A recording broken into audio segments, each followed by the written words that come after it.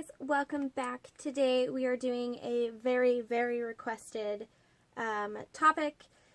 A lot of people want to know how I make my journals, how can they make their own, how do I do my binding, such and such. So I have created a journal making series for you guys. I've split it into parts in case you only want to watch a certain part, like the binding or whatever. I feel like it helps you go back over it quickly and find what you need to re-investigate or whatever if it's in smaller chunks. So today we're going to be working on how to construct a cover, what types of materials I like to use, different options you have, stuff like that, and working on like spines and stuff. Then the next part will be about doing signatures, putting your papers together, what a signature is, how to coordinate your papers and make a flow throughout your book. The third one will be binding, obviously, doing multiple signatures or a single insert. We'll talk about that. The last one will be kind of finishing assembling your book. I'll show you how I do the pockets in the back of my books and stuff like that. And then we'll do a question video at the very end in case any of you still have any questions. So I hope you enjoy this series. You can follow along or watch them all the way through and then do it yourself. It's up to you. I will make a playlist. But yeah, let's make a journal together. Alright guys, let's talk about some of my favorite cover options. So if you want to be sophisticated, you can use a book. You can get ones at secondhand shops, the thrift store. The Dollar Tree is a good place sometimes because obviously it's only $1, and if it's your first one, don't have to worry about it too much. But the thing is, you want to get a book that's older. It will be easier to take apart. Sometimes the binding is already falling apart on older books. This one isn't, but it'll be a lot easier to remove that than it will be a new book, which probably won't have the space between here, and the glue will be hard to take apart. But I'm sure you can find tons of videos on doing that. I won't show you how to do that, but that is an option. Another great option, especially when you're just starting out, is boxes. So a lot of the times your boxes that your food comes in will have its own spine already. So as you can see, you could have different sized journals. Boxes are already pretty sturdy, so that helps as well. You have, like I said, you have the spine, so that is an option. And then another option, great option that most people have, is the 12 by 12 cover for your paper pads. The front or the back. These are fantastic if you want to make an A5 insert with 1 or 2 signatures, because they are 12 by 12. When you fold it in half and just leave a little room for a spine, it's basically already A5. You just have to cut the top off. And there's always really cool previews on the front, so that could already be the inside or the outside of your cover. I've done that a few times. So those are some of the options. You can use just scrapbook paper, especially if you're only making an insert. There's nothing wrong with that. Just using scrapbook paper as your cover. You can want to do an insert instead of a bound book with a spine. For the cover step, all you need to do is find the piece of paper that you want to use as your cover. This is the scrap paper. I'm just using it to show you. Look up the dimensions of the size insert you would like to create, and then make sure that your width is double. What I mean by that is you want this measurement to be the same, but if your book is 7 by 5, you want your piece of paper to be 7 by 10 plus at least ½ an inch for the spine, right? Because you're gonna want the cover to wrap around your pages for your insert. Don't fold it in half yet, because if you fold it in half really sharply like this, it's gonna be hard to work in and hard to bind. So we're gonna talk about the insert, folding the cover when we do the binding part. But for now, just find the piece of paper that you'd like to use as your cover and make sure it's the right dimensions and set it aside. So today I think I'm just going to work with this cracker box here. It's a pretty accessible tool for everybody. It's the easiest for beginners. All the same principles will apply during assembly, and I'd really like to make a small junk journal for my December daily this year. So let's get to making a cover. Okay guys, let's get started. I have sped this up ×2 for you and cut some things out so it's not super long, but I tried to keep it slow enough so you guys could still see what I was doing. So right now I'm just cutting the box apart. You could glue the flaps down, but I really can't be bothered, and I don't worry about the extra protection, especially since I will only be using this for a month. So it's not a big deal. So I cut all the flaps off of both sides and the spine. The reason I cut the spine out of the book is because I want my spine to be smaller. If you wanted your spine to be that wide, don't cut it apart, just leave it as it is. So here I am just cutting. I don't measure. You will figure this out very fast during this video. I do not measure. I eyeball it. You can measure it if you want, but to me, trying to get exact measurements and stuff, I just get frustrated when it's not perfect. So this tutorial is not meant to be perfect. This is just a simple beginner way to put together a journal that's functional and pretty, that's completely yours, that you can use. So you could use bookbinding tape for this, but I just use duct tape, honestly. So you want to put duct tape on one side of your cover. No matter what material you're using, you can do the same thing.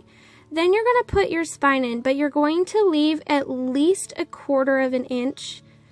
You don't want the gap to be too big, but you want the gap to be big enough so that your covers aren't rubbing together with your spine when you close it. It allows your spine to be super flexible, as you can see here when they're bending it. And it just allows for a more pleasurable journaling experience, and it looks a lot nicer because it will close all the way. So here I am putting it on the other side, and then I'm going to line the cardboard up and do the same thing, leave about 1/4 of an inch. So now you have all 3 of these hinged together. So you have your 3 pieces, your spine and your 2 covers. Now I'm just going to take another piece of duct tape and put it over the middle. You might have to use 2 if your spine is bigger. You can use fabric binding tape, which I will leave some linked below for you if you would like to invest in that.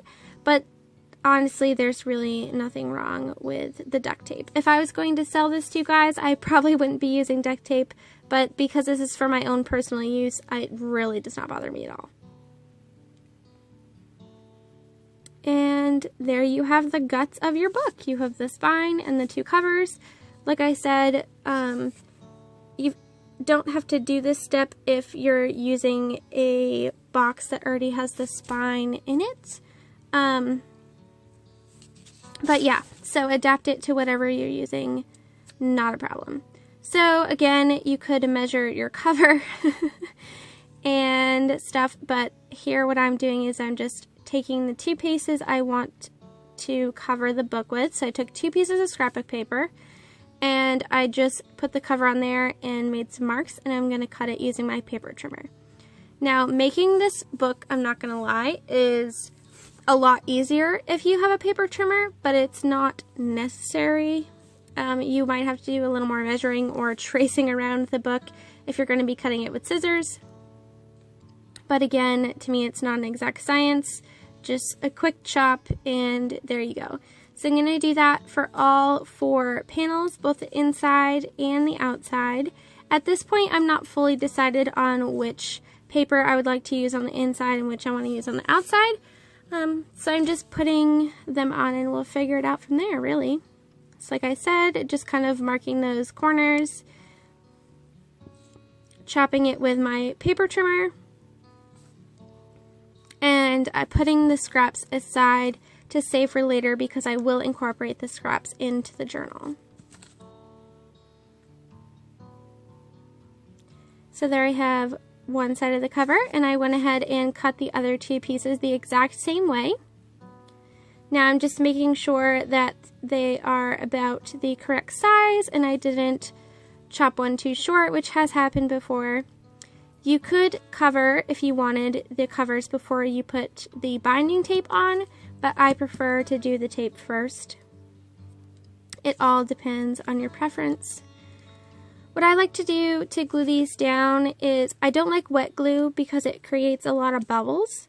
But it would probably keep your paper on longer, so that's up to you. What I do is I take a tape runner and I run it along all of the edges and one strip in the middle. Then I take a good quality glue stick and just put a bunch of glue stick all over that, and I'll just put my paper onto my cover and rub it down to make sure all of the paper comes in contact with the cover. And I have never really had issues with some peeling up. Now I can't say 10 years from now that it might not start to peel or whatever. If you get it wet or live in a really hot climate, that might also affect it. But for me, I personally haven't had any issues. So again, tape runner all four corners, glue stick over it, and then sticking it down onto the cover. You can use whatever method you prefer. You can use double-sided tape, you can use tacky glue, you could use Mod Podge, you could use matte medium, whatever tickles your fancy, but this is just how I like to do it. Again, this is just a jumping off point. You can adapt this any way you would like to any journal. I'm just showing you guys the very basics so you can take it and run with it. So here I am, still trying to decide if I want it to be the inside or the outside. Then I took and I trimmed a little bit of excess off the cover from where I had cut the paper. It wasn't enough to be a huge deal, but I just like to do it. So here I am making sure that that's how I want the papers laid out. And I'm going to glue those on, which I already did. And I'm trimming off the excess again. So now I have the inside and the outside of my cover covered. Now I will go on to decorate the cover more and add things to the inside cover, but this is about as much as I do at this stage. I will make it extra pretty with decoration and stuff after I bind the inserts in. Because I feel like bind the signatures in, because I feel like the signatures really give the feel to the book. So I like to decorate it after, but you can do whatever you want. So there we go, still trying to figure it out. This paper, I love the paper, but it's very flashy in your face, like it's metallic blinding. And I love the copper. So what I'm doing is I'm taking my Dilutions black paint with a baby wipe, and I'm going to wipe it all over the cover. So not only is it going to make those white parts black, it's going to dull the shininess, but not overpower it. It looks like I have completely destroyed it right here, but once it dries, you'll be able to see the metallic is still there. And it just really gave it that look I was going for. I didn't want flashy, I wanted kind of grungy and yeah, muted a little. So that's what I was doing. Obviously, this isn't essential to anybody's process. This is just what I'm doing with my journal. And I also put a little bit over that duct tape there to kind of blend it all together.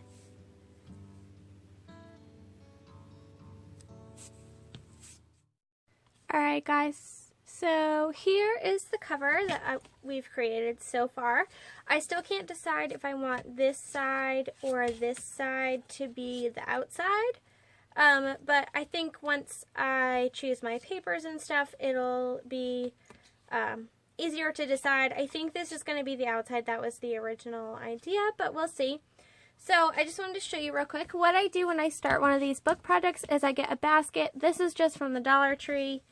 And I take my scraps. So these are the scraps that we used from the paper that we used, sorry, to cover the book. So I'm just going to put those in here and the book in here. And then anything that I find while I'm getting ready to put my signatures together and stuff. Say you come across a piece of paper and you're like, well, that piece of paper would be really cool in this book. I just throw it in here, and then when I sit down to work on it next time, all the stuff I need is right in this basket. That was it for this episode, you guys. If you have any questions, please pop them below, and if it's a real quick thing, I'll answer it for you. Otherwise, I'll put it in the comments, in the questions video at the end of this series. I hope you guys enjoyed this really simple tutorial. Please follow along and make your own journal. This is why I'm doing this tutorial for you guys. I would love to see what you guys are creating step by step or all finished at the end. Give me a thumbs up if you enjoyed this. Subscribe so you don't miss my next video, and I'll chat with you guys later. Take care, guys. Happy creating.